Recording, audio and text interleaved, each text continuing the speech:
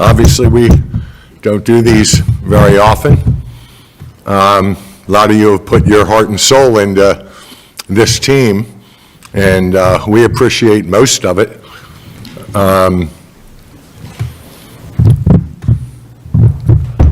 I don't really have anything to tell you that's not going to come out in your questions, so if you've got anything, Eric? Just thanks for coming, first of all. I think from my perspective, a very disappointing season, but also we see a good opportunity moving forward. We're very excited about this process ahead of us and building this team to be the very best we can be.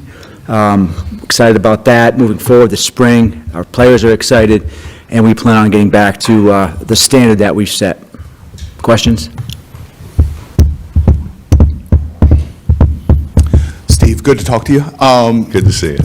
As far as whenever you fire a coach after 18 years, there's going to be a lot of speculation as to why and the reasons behind it. For you, what was the biggest reason that led to your decision, and when exactly did you make the decision to fire John Harbaugh?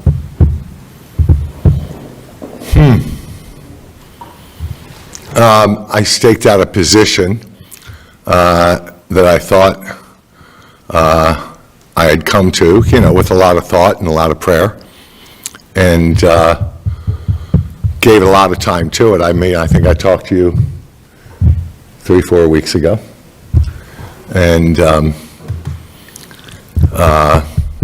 there's I guess the hardest part was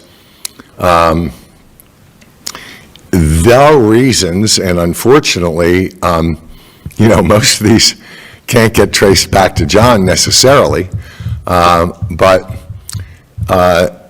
factually, we led the league in giving up big leads in the fourth quarter. It's not something that winning organizations do. We have underperformed based on our seeding in the playoffs. Very disappointing. A lot of players involved, a lot of our great players involved, making mistakes that they don't make during the regular season very often. But I just thought it was something that in the last 10 years, we've won the third most games in the NFL, and yet people were saying we were underachievers. And so we were, and we had to own that. And I really can't tell you the actual time, Jameson, but sometime last week. I wasn't 100% sure until really after the loss, and fell on my instincts, and whatever I was feeling was right.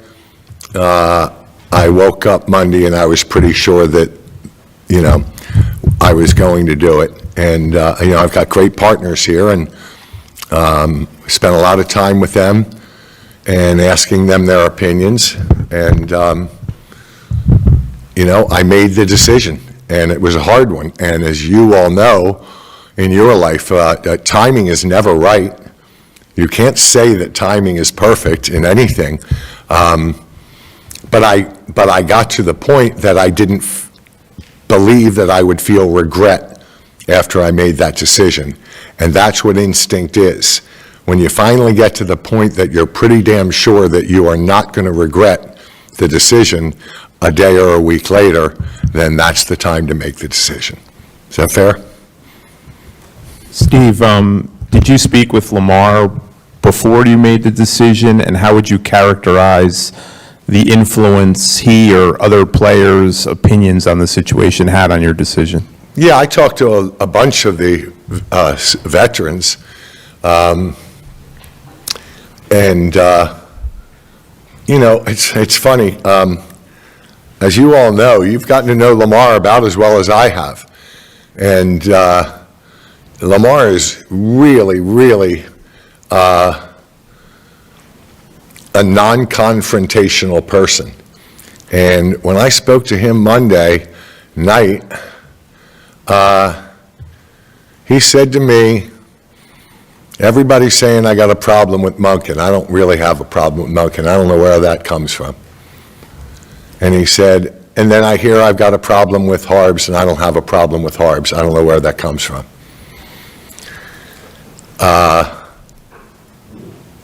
Do we got to make changes? Probably, but that's probably more for you and E. And I said, well, your opinion matters. And we talked about it. And but again, he was one of the many. I'm going to turn my phone off before it starts ringing. Didn't put it on vibrate. And so, yeah, I mean, I don't think that the players had really a large part of my decision. My partners here probably had, that's an 80-20 thing. And I don't think I'd be a very good leader if I didn't ask the heads of the top players in my organization that have been here the longest. And you can bet they're the ones that have been here the longest. So, no, Lamar did not have an outsized part of my decision. My decision, I think, by Monday was pretty much set. And I think by the time I got off the phone with Lamar, I had told him that I think my position was pretty set, and that, but when I hang up from you, I don't want you to think the decision is ironclad. So that was Monday night. Steve, right here. You've known John, obviously, a very long time. You're very close. Why the decision to fire him initially over the phone? And then secondly, what was the conversation, the gist of the conversation that you guys had a couple of days later? Yeah, good question. I never in my mind, I never dreamed of firing somebody by phone, but the reality is when I made my decision on Tuesday afternoon, I was home and he was in his car heading to his house. And I thought it would kind of be a jerk move to call him up and say, hey, coach, meet me at the office in an hour. I mean, he probably would have said, yeah, Steve, I'd rather not. Why don't you just tell me over the phone? And when I did tell him the decision that I made, I said, I'm really sorry about doing this over the phone. I wish we were together. And he said, you don't owe me an apology for that either. Did I answer your whole question? The second part was just the gist of the conversation, a longer conversation. Yeah, it was interesting because, obviously it was emotional, and I'll be honest with you, most of that emotion came from me. I told my brother, I said it was the craziest firing in the world. I was the one choked up, and he was the one consoling me. He said, you don't owe me anything, and you can picture, John, you don't owe me anything. He said, you gave me 18 years. He said, you picked a special teams guy. Who does that? He said, you altered mine and Ingrid's life forever because you took a chance on me. I am happy and content and disappointed, but I love you and I respect you and I respect your decision. And, at the time, it was not something that I was going to spend a lot of time with. And so, I called him on Thursday and I left a message and I said, hey, I'm around for the next few hours. I'd love to talk. And he texted me back. He said, I'll call you in about 30 minutes. And we had a really good conversation. And, interestingly, he didn't talk about the details. I talked about the negative narratives of things that we own together. And I said, John, probably one of the things that made it easier for me once I came to this conclusion is I didn't have to worry about whether you were going to land on your feet, because I think either your toes or your heels are already touching, and you're going to become the most sought-after coach in years. And then I talked to him about taking a year off. I said, you're 63 years old. Allison just went to law school. You're an empty nester. you know, if you go to work for somebody else, I get offset, so I'm saving a whole lot of money. But I'd be more than happy to give you a very expensive paid vacation for a year if you and Ingrid would pray on that and come to the decision that you could go out and travel and golf together and rifle. She's a marksman now, and they do love to travel when they're free. And I said, you know, a whole year of that at 63 is a lot different than if you take another job and that is 75. As we get older, you start realizing that, you know, 5-year chunks are changes in your life. And so I really, really, really would have hoped that he took a year off out of this crazy business that you work 80 hours a week and got a chance, because I said, like your friend Sean Payton, you'll still be the hottest coach next year. And you can do a little broadcasting and you can do a little traveling, and then you can get back into it. So sounds from what I'm reading now, he's not going to do that, but he's also interviewing in a real position of strength. So if he doesn't like what he sees, and he doesn't like the organization once he digs in, you know, you can bet he's not going to take a job that doesn't have a quarterback. He's a little too young. He's a little too old to be sitting around saying, what's the draft look like? You know, and how many picks do you have? And let's start studying those college quarterbacks. So I only thought there was a couple jobs out there. I told him the one that I thought he could should take, and we'll see if I manifest correctly. Steve, this is only the second time you'll have to go through the process with your leadership team to hire a head coach.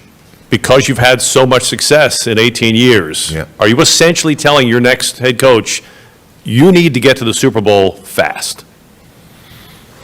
Well, it took Billick 2 years, John 5, maybe I'll give this guy 6. I don't know. I mean, I hope we pick the kind of guy that's going to get us there. I think we have a roster that's capable of it. I think we have a GM that's capable of making that roster better on the fly. And, yeah, I'll be patient to that point. Jerry, I'd probably give him 5 or 6 years, as long as I like everything else I see in him. Eric, can you talk about how important it is for this organization to re-sign Lamar Jackson to a contract extension this offseason? Well, it would certainly give us more flexibility, you know, cap-wise, roster building.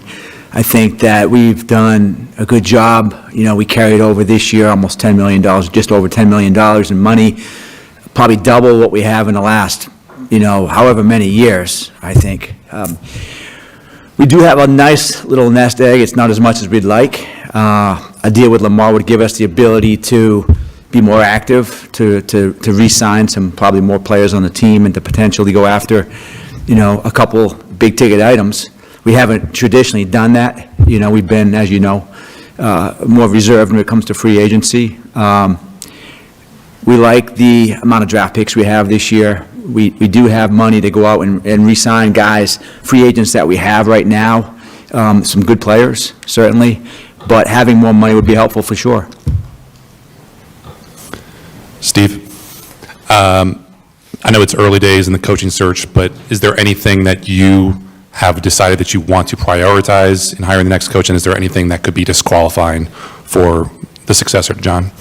No, you know, it's kind of interesting because when we started focusing on this, the very first thing that I said to Eric and Sash was, unlike 18 years ago, I am very intrigued by coaches that were the hottest offensive and defensive coordinators 5, 6, 7 years ago in their cycles, and got jobs and went to teams that were non-competitive and didn't have a quarterback. And they grind for 3 or 4 years, and they're caught up in the cycle of many of my partners that are turning these. I think it's average 4 years career, right? I think the head coach is about 4 years. As we proved, I think we've got a quarter out now, right? 8, 9. So, the one thing that I know that I will probably take it on the chin is if our final candidate is an ex-coach who has a losing record, and you all are going to have to understand that we are going to be able to judge that failure with his circumstances and marry that up and not disqualify them. So it's interesting you said, is there anything that's disqualifying? Where we are, I could say I'm disqualifying coaches with losing records, but I think you have to remember that they were the hottest coaches in their cycle, and they got jobs, and they got tough jobs. And I don't think we have a tough job. I think that we got to we created the best opening in this cycle, and so that was the one category that I didn't want to ignore, because the first thing you all are going to say is, my God, he went 38 and 48 in his last job, and they're hiring him. When Tony Dungy said, this is a bad decision, and good luck finding someone better than John, I literally wanted to call Tony and say, you remember John 18 years ago?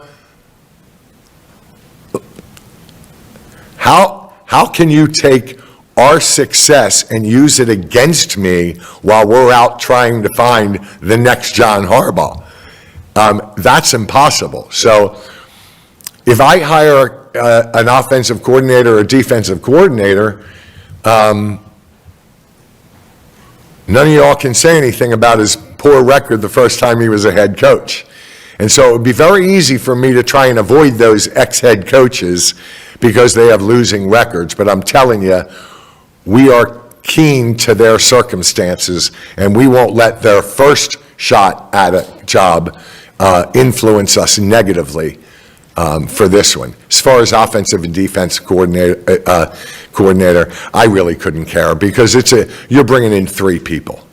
So I don't think that it matters for our offense whether a defensive head coach brings in a whiz of an offensive coordinator, or we fall in love with an offensive coordinator and hire him as a head coach, because he's going to go then back and get an offensive coordinator, and then what that brings up is who's going to call plays, right? Whether it's the coach that comes in as an offensive coordinator or the offensive coordinator he picks, which seems to be happening a lot lately. I mean, I believe we have a dozen or so that call their own plays, head coaches, right?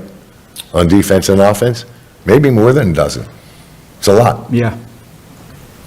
Steve, when you make a decision like you did with John, the question is going to come about the general manager as well. What is your evaluation of Eric, especially coming off of this year, and expectations for him? And also, when you're making this hire, will the chain of command remain the same? Will GM and head coach both answer directly to the owner? Yeah, that's a great question. The hits and misses in this business, I think you have to average them out. I think Eric's one of the best GMs in the league, and so I think he's batting 800. I'm just making up a number for you, but I'm not going to look at Eric's 200 whiffs. I'll look at his 800 singles and doubles and home runs. That, to me, that's fair. I'm very, very pleased with Eric. I know that Eric has been very, very introspective about his failures and how they contributed to our dear friend being shown the door. And so nobody's harder on himself than Eric. So I think I can leave him alone for a while and focus on what we've got here with an empty chair. I'm sorry, what was your second question? The other question was, will the chain of command remain the same? That's a really good question, and I've talked to Sash about it, haven't really talked to Eric about it. I don't spend nearly as much time around here as I did, but when I have both John and Eric Ozzie reporting to me. Oz, you here? Wake up, Oz. You know, it came naturally in 2008 that they would both report to me, and it never dawned on me, if Ozzie had come to me and said, what do you mean John reports to you? I've been here forever. I've already built a Super Bowl team. I think he should report to me. I think I would have just said, yeah, okay. I don't think it really matters. The reason why I asked if you were here is I don't ever remember. The theory is you two battle it out, and if you ever come to a standoff, I'll be the tying vote. Did it ever happen? No. Not once. So I don't know that I need to burden Eric with that. I think that this is such a partnership that I don't think that power of one over the other is necessarily a good thing, because then the coach goes into every argument feeling like he doesn't have half the power. So I think it works, even though I work remotely, started long before COVID. I invented working remotely.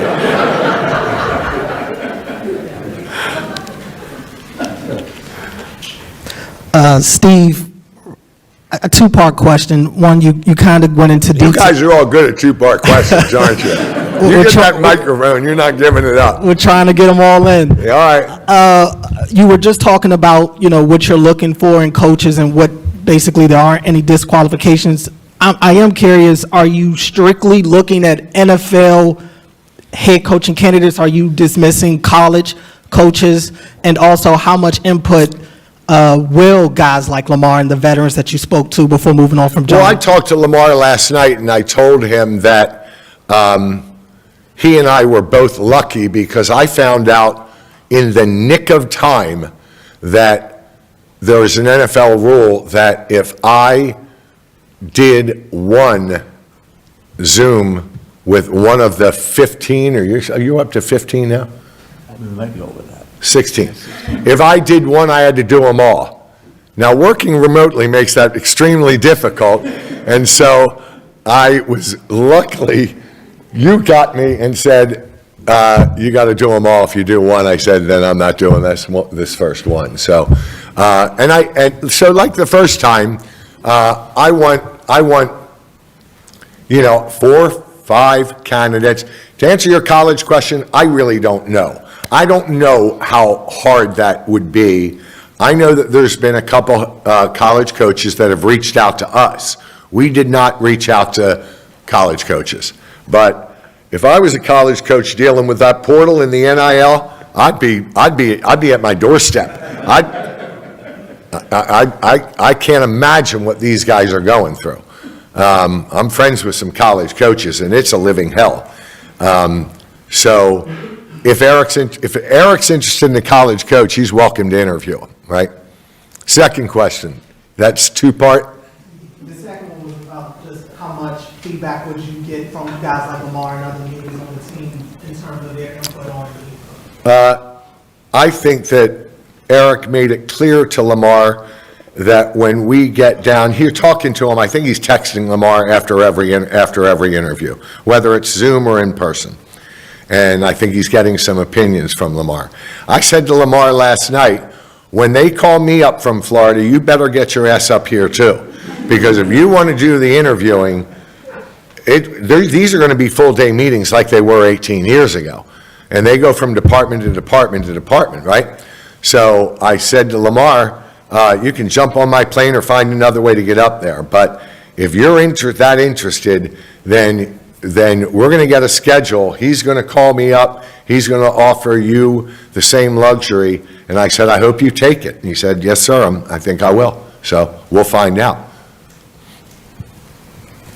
Steve, I just had these reports that Mike Tomlin got terminated or stepped down. I'm sorry, Mike. Mike Tomlin stepped down at Pittsburgh. He did? Is it official? That's what I keep hearing. So, is he a candidate here? Holy shit, Mike, wouldn't that be awesome?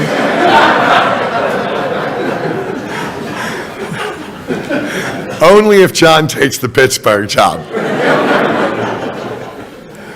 Wow, wouldn't that be interesting?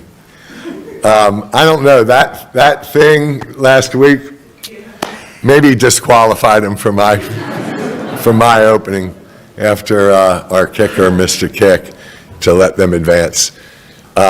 Good for Mike. Yeah,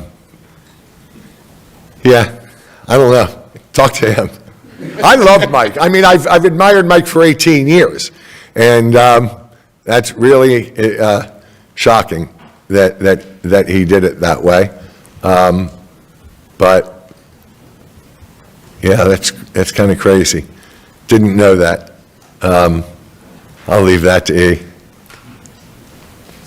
Wow. Eric, this is a question for you or for Steve if he has one.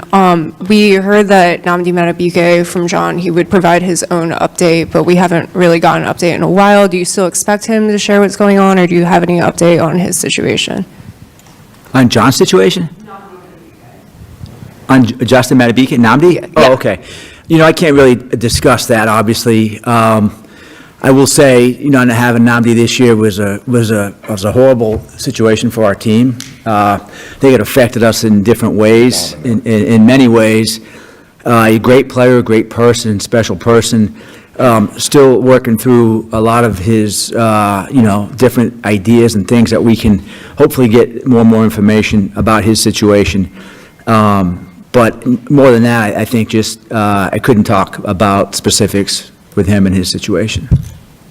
Eric, Steve kind of brought up your role with the roster construction and this season not going the way it did and the result that happened with Harbaugh.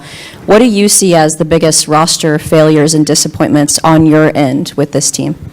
Well, you know, honestly, when you underachieve, you can blame a lot of things. You look at a lot of situations and players. I think we didn't play consistently from game to game. Some games the offenses played well, the defense didn't perform well. Some halves the offense looked good, the defense didn't. You know, weak half to half. I think generally speaking, we've got to do a better job of creating pressure on defense. That will help the secondary, I think, being complementary on defense that way, getting after it, affecting the quarterback, affecting the pocket, would be, I think, something big. You know, I know the offensive line seemed to be a narrative this year. You know, in some games I thought the line played well, in other games we struggled. I think we have pieces. I think we've got to be more consistent on the offensive line. We just didn't gel quite as much this year in that way, and yet I say that, and I think we led the league in rushing, maybe, and that was with less quarterback-driven runs. So I don't think it's one specific thing. I think we underachieved as a scouting staff, as a coaching staff, as players. I think across the board, and we have to own that, and I think we will. I think we're excited about it. We've been in this position before many times over the last 30 years where we've had to rebuild and tweak and change and adjust and really look at ourselves and say, what can we do better? I think it starts with me. It starts with the new coaching staff, and I think the players will be accountable as well. I think the coaches have to take a lot of that, too, because I think that sitting here last year, everybody said that it was our offensive line and our pass rushing, because Eric had to replace 3 offensive linemen. And he did it, and it worked well. And I think we finished second in sacks last year, after everybody was calling that our 2 weaknesses. We got in here, and those are the exact same things that everybody said. I think Madubuike is part of the reason why Kyle Van Noy went from 10.5 12 sacks to 2. I think it was a domino effect. I think it was a trickle effect. I think Travis Jones being with Broderick gone and Madubuike gone, God bless Travis, I think he did the very best he could. But if he had had Madubuike next to him, he'd have been singled all year long. And instead, they were able to double him all year long. And so, and And I think those offensive linemen didn't improve. And so when I said the coaches, that's what I meant. I think that you can look at a lot of guys on our team that we had expected to take the next step that did not take that next step. And we've got to get to the bottom of that with coaching and scouting. Hey, Steve. Good to see you right here. As far how important are fan voices when it comes to crafting big decisions? Seeing empty seats at halftime at some of these games, or a primetime failure this year, after you guys go through all that you do to put on an incredible spectacle for that game, how important was that, and how do you gauge it?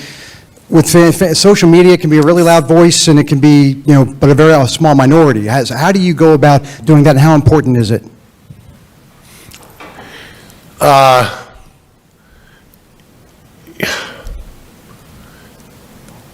It's not that important, Pete. I just don't know. I know the volume went up this year, and I know the majority of that turned on John. And I think it did affect me. It was one of the things that I'm putting together. And I'll be honest with you, when you say the effect it had, you know what effect it had on me? I couldn't stand people attacking my friend. So some of the stuff that they talked about with John ate me alive. And so, like I said, part of my feeling like when my instinct says, now's the time, it was, I get to relieve John of all that crap too.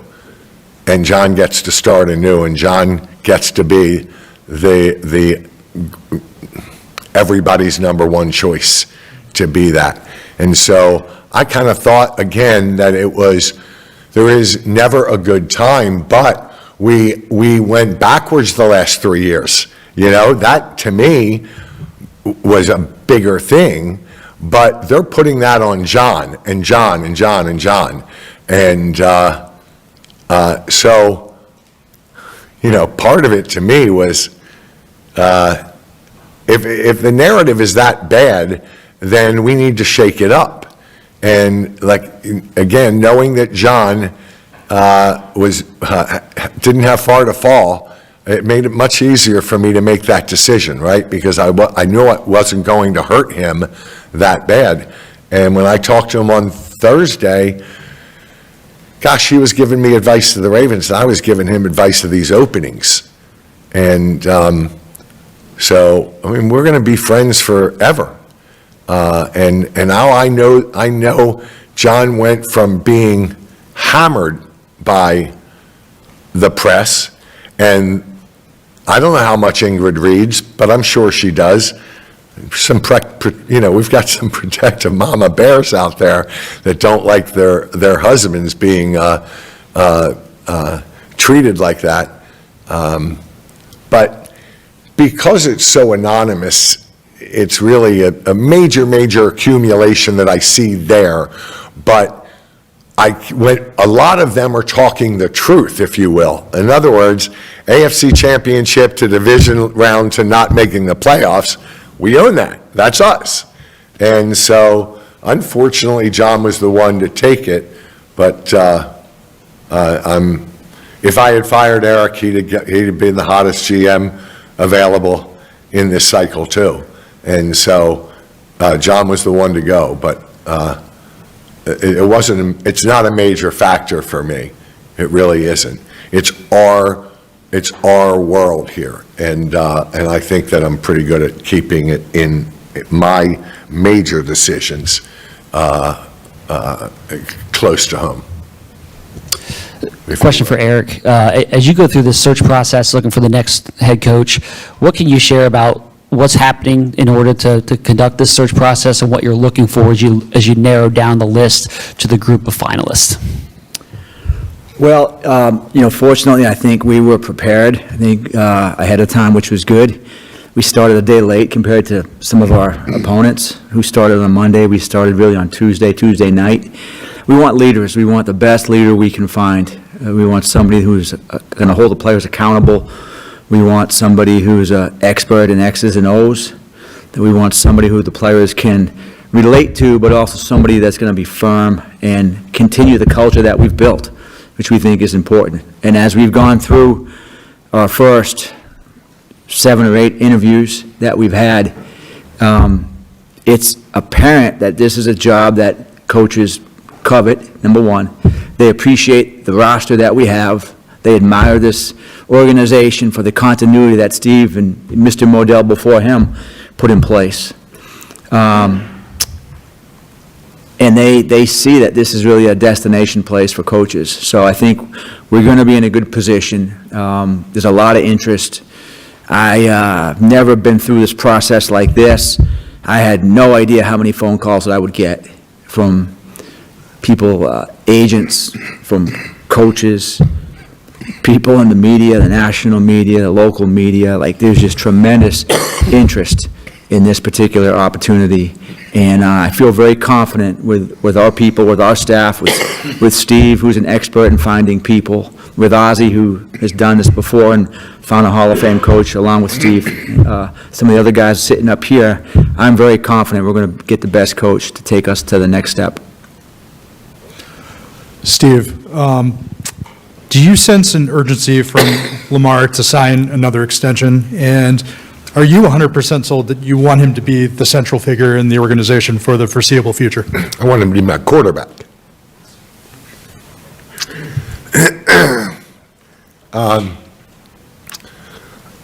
Excuse me. I want him to be my quarterback. I told him his extension was, we had some mechanism to keep him in place last year that we don't, or 3 years ago, that we don't necessarily have now. So I need to make sure that there's only one way. If he doesn't want to do an extension, then we throw those $74 million out into void years, and Lamar's coming back at the same cap number he was last year. You can play with that money all you want. That's not what we want. We want another window, and Lamar knows that. And I think that he's amenable to doing something that mirrors the last deal he did, although the annual number will be a little higher. But I'm hoping that it's plug a new number in the same contract he signed last year and move on. And the urgency of that matters to me because we've got free agents, and I don't want to go into free agency with that hanging over our head. And I made that clear to Lamar, and I think he was very appreciative of my stance and hopefully willing to work with Eric and not get this thing dragged out into April like it was the last time. Very hard for him to build a roster when that thing is not settled, so. Steve, Garrett Dvorkin, the Business Journal. You spent many years running a staffing company. Are there any experiences or lessons that you learned from that chapter you can pull on with this coaching search? I think I used them 18 years ago to pick John. I've gotten a lot of nice texts from some of the leaders. Most of them are all retired by now. And those were those thin resume guys that I talked about when I introduced John and said, I made my life on people with thin resumes. No, I think most of my recent experience in the NFL, it will be what I'm looking for, because I kind of am a little more tied into what that means. Let me be clear, I am much more interested in the guys like Sasha and Eric and Ozzie that are working with this guy 70 hours a week. than maybe I was back then. You know, I was much more engaged. I was engaged in the NFL. I had risen to the top of the committees in the broadcast committee and digital media committee. And, you know, back then probably thought my participation was going to, I dreamed of a gold jacket like the Maras and the Rooneys. And that kind of dissipated as I realized that I was maybe being untrue to my wife when I told her that when I bought this team, I would treat it like more of a hobby than a business. And I think I found myself maybe treating it a lot more like a business. And again, putting family second. And so there was a time in 10, 11, 12 when I realized that in order to earn a gold jacket as an owner, you better be putting in those 70-hour weeks, and I wasn't willing to do that. So when I stepped back from that, and I'm very happy I did, I had enough time to care about the Ravens, and I figured the NFL could survive without me. And so I want very much this person to be picked by Eric and Oz and Sash more than me. When I come in, when they call me in for these 5, I'm going to already know why they love them. And I'm going to come back and I'm going to give just them my honest opinions, my reservations, if there are any, on individuals that may be a red flag that they didn't see. So I would hope that when I spend a lot of time with these people, that I might unearth some things, which I think I'm really good at, unearthing some details that maybe others missed. And I think that I'd like to feed that into them, and if it changes their top 5, you know, then great. And if it doesn't, I want these guys to be partners. I mean, what John and Eric and Ozzie went through these last 10 years, I love John like a brother, but I didn't work side by side with him all day long. And so I know that this is the hardest thing that we've ever had to do, and I don't think any one of you think we blame John completely for our falling off our quest for Super Bowls. Hey, Steve, over here. I do have a 2-part question for you. I knew you would, Jerry. I'm surprised you didn't have a 4-part question. If they would allow me, I would. If Tyler Loop makes that field goal, is John Harbaugh still here coaching this team? For a week. For a week, okay. And then I guess a follow-up, because it's been a while. What was your role, what was your input with the whole Justin Tucker situation and how that went down and led to Tyler Loop being here? We haven't heard from you about that, so I was anxious to hear. None.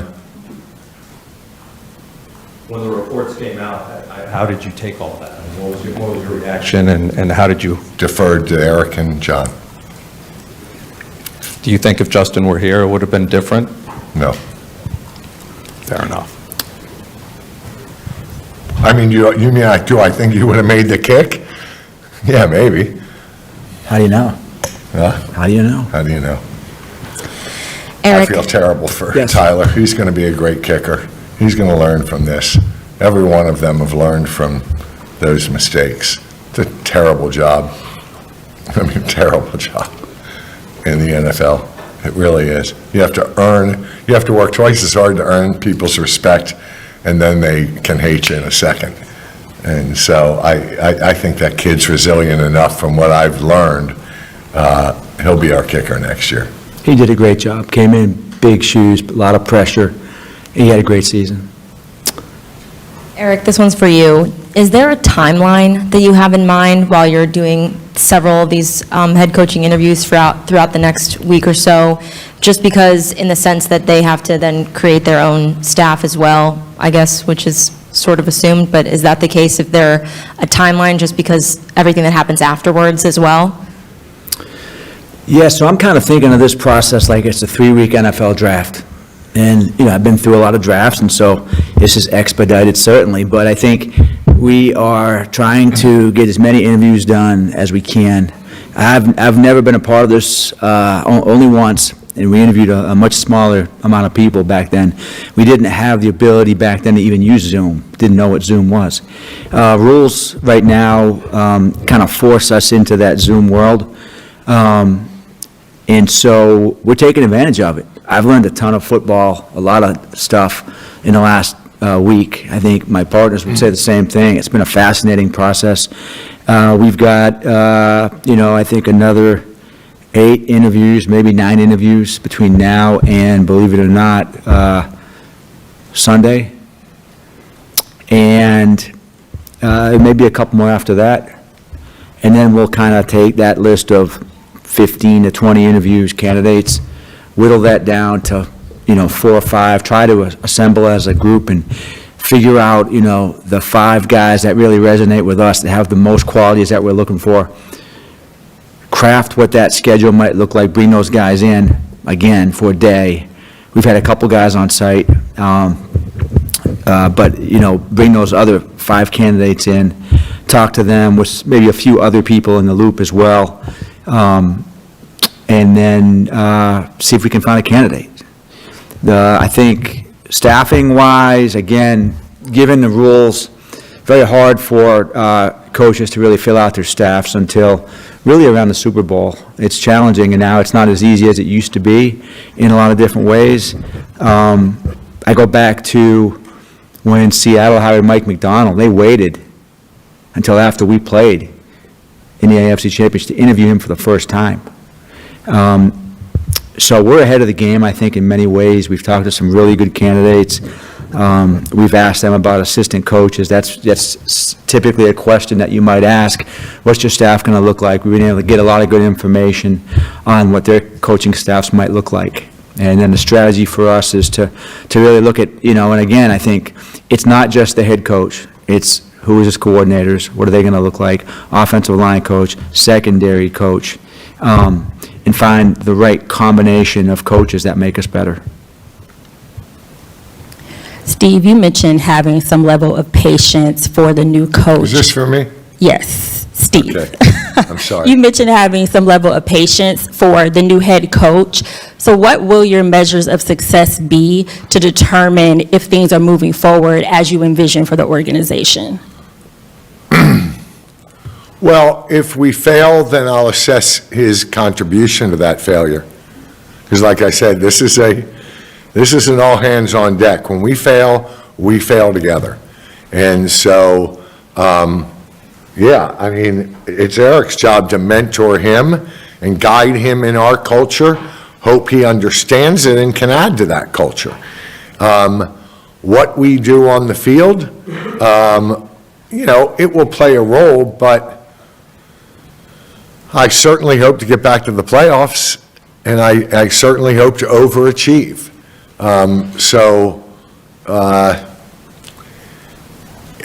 It's really hard for me because I'm not doing this to be back like some of my partners doing this every 3 or 4 years.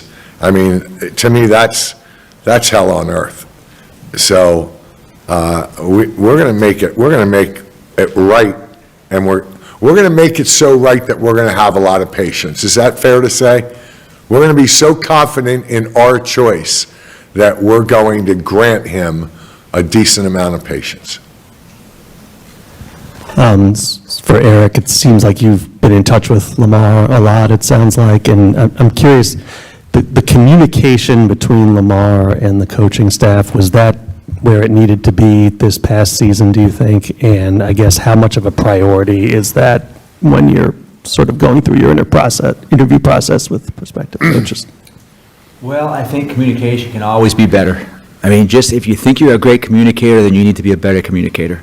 You have to over-communicate. I believe in that. And I think sometimes maybe people will get sick of the fact that I might say, make sure we do this, make sure we do this, make sure we do this. What do you think about this? And it has to be that way.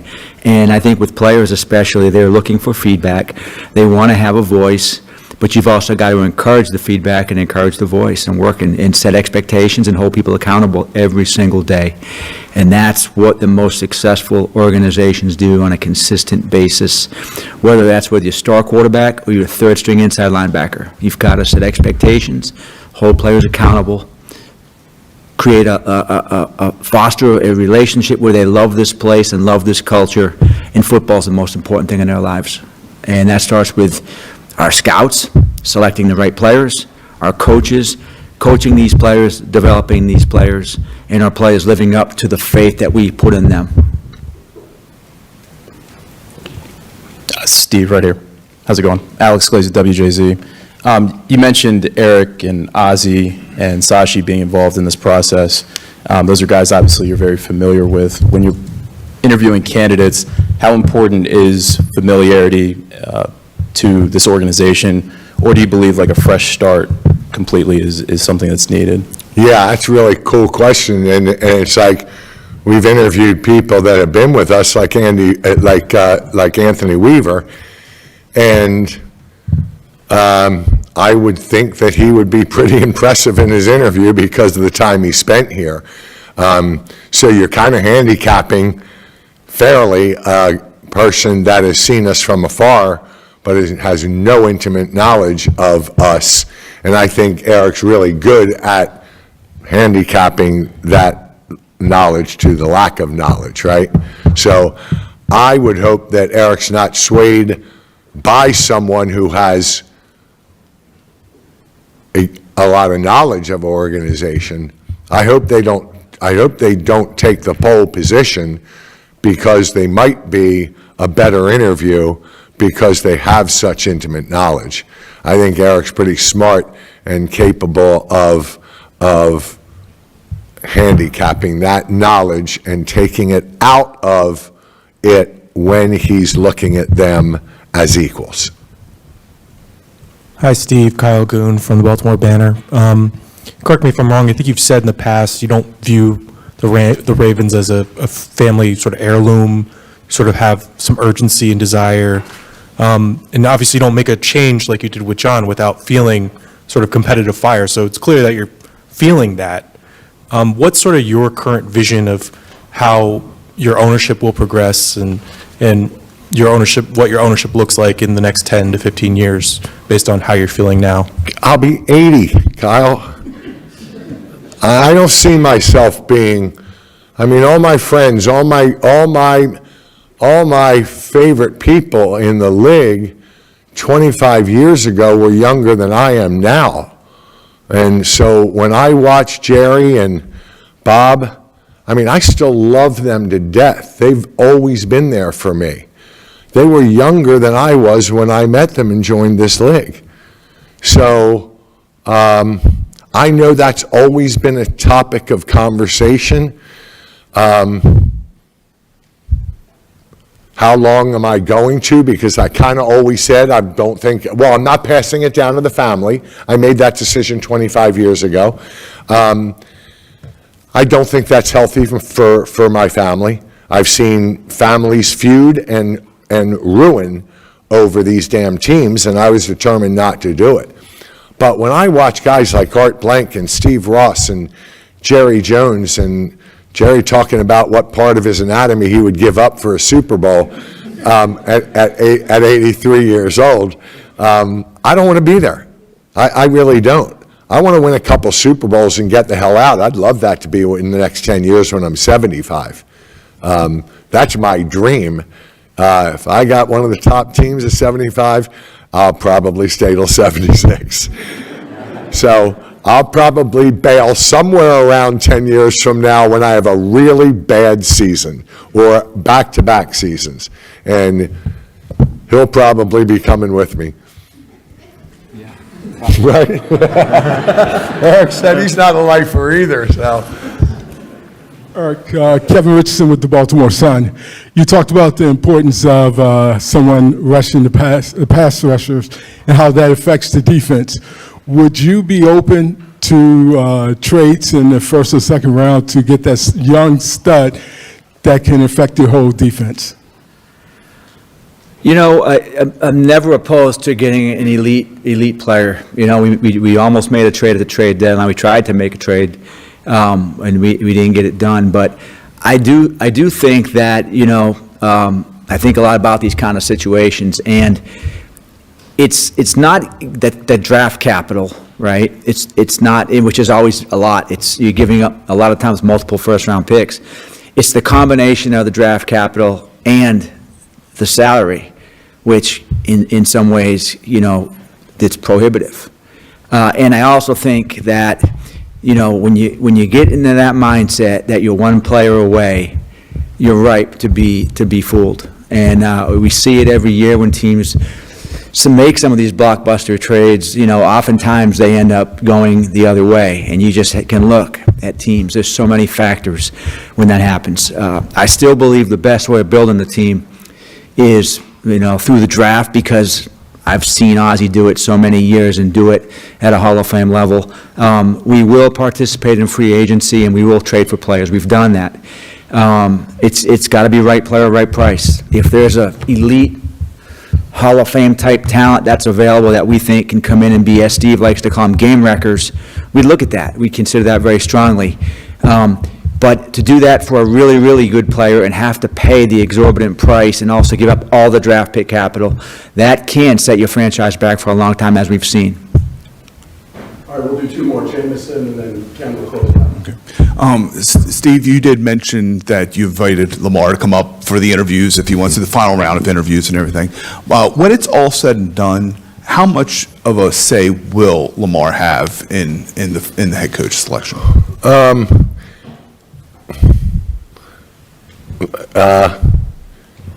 A lot of say, but he has no power.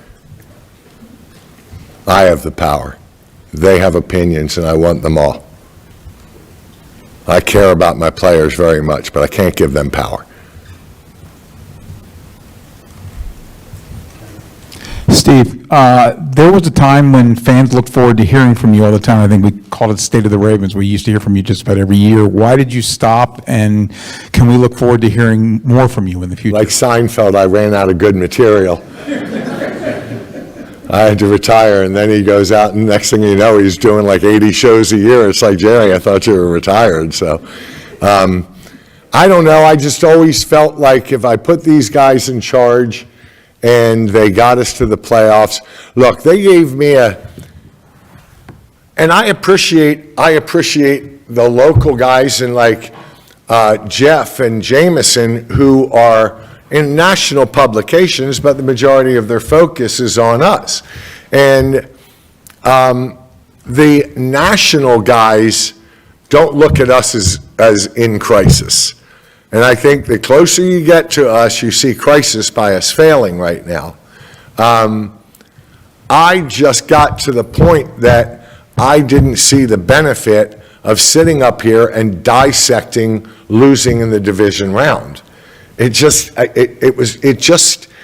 me, it wasn't fair, because it was the leaders that were making the decisions that were going to give you the best information. And I think one time I got up here and they said, how close were you to firing John Harbaugh? And it was like, that was about the time I decided that I don't need to be up here, because I thought that your questions were so narrow to an owner of a team that had made it to the division round that I just didn't think it was fair. I was probably going to put my foot in my mouth, which I'm really good at doing that too. And so I just bailed. I just kind of said to you guys, when we don't make the playoffs, I'll be there for you. But when we make the playoffs, I'm just going to leave it to my specialists to explain it all to you and what their plan is forward. And then interestingly enough, this is happening right now, and it would usually happen right now. And, we haven't been to Jupiter, and that's when I will grill my leaders on their plan. They will have 2 more, 3 more, 5 more weeks. Now, this could be different. I mean, we may be doing Jupiter in April for all I know, and Eric's going to go, I don't got time for that, it's the draft. She's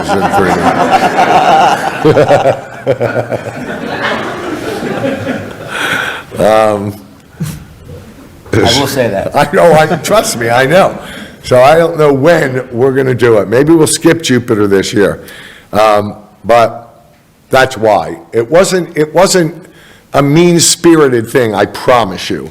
I quite like being up here talking to you all. I know how much time you put into our team, and I appreciate it very much. And so don't be fooled by my absence that I have lost my respect and appreciation for this being your job, your whole job. And you want answers. And I will tell you today, the respect that I've heard here is off the charts. Like, I read Jameson's analysis and anatomy of the thing. I read Jeff's. I think you could put that all together and publish it and just say, you got all your answers. Because they're fair-minded guys. They've been with here forever. They're my two favorites because they're the two longest. Well, Mike, I'll throw you in there. You've been there as long as they have, so you're just a little meaner sometimes. So maybe you're in third place, okay? But I'll give you, out of respect for your tenure, I'll give you third place. I love your love and your passion for my team, and what I heard today was people that I really believe came in here open-minded and willing to give us the benefit of the doubt. And I want you to know how much I appreciate that, because what I was most worried about was that you want to get into the details. And I've got some little things that rubbed me the wrong way for a long time, and you put them in the back of your head, and then you get closer, and then you start failing, and then you bring back things that bothered you, and you do it to justify coming to the conclusion that now is the time. And I just hope you respect me enough to know that 100%, my instincts told me this was the time. And I may be right, I may be wrong, but I did it because I'm in charge of doing it. And your lack of digging into details saved us a lot of time, because I would have told you, this is like you all interviewing me and saying, let's talk about your divorce with your wife of 18 years. And can you tell me all the little things that like really built up to... We love John like a brother, and it was really the most difficult decision that we made, right? But we made it.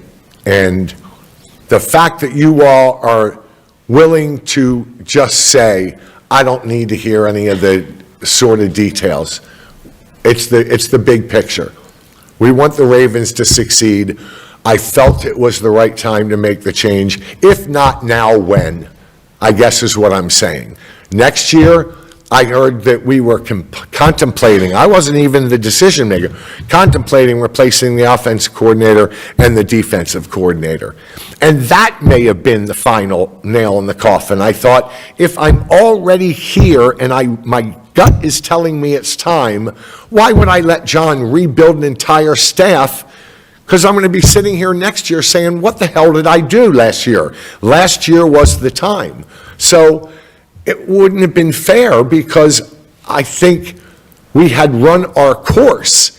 And if I didn't have the guts to say to my partners, you're on the fence and I'm on the fence and I'm slipping on this side, and I believe that your love for John and your respect for John is holding you back this much. I need you to move this much. I tried to take my love and respect of John out of it, and it's his best friend. So I don't know that he could. And I admire him for it, but I had to look at them and say, you're pretty close to me, you're not there, I'm going to push you over the edge. I'm going to make the decision. And I made the decision by myself, and they understood. We had already talked about why I was there, and I didn't need them to come to my side of the fence for me to make this tough decision. So it was a wonderful, wonderful marriage. We accomplished great things. the next coach we get, I want him to be a Super Bowl winning coach too. And God bless him if he can rise up to the level John did and be staring at a gold jacket. So that's our job. We take it serious. And thank you, all right, for being professional enough to know how hard this was for us.